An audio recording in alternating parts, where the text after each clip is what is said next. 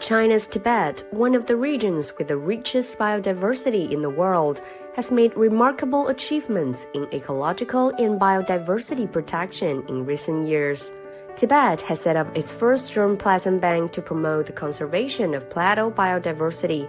Currently, nearly 8,500 germplasm samples of over 2,000 species have been stored in the germplasm bank.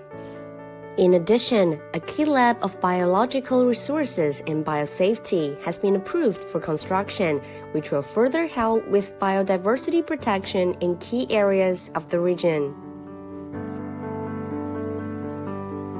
保护好西藏生态环境，利在千秋，则庇天下。作为生物研究领域工作者，我们始终牢记在心，努力做好自己的本职工作，在紧紧围绕西藏生物多样性的保护和生态环境文明建设方面做出自己应有的贡献。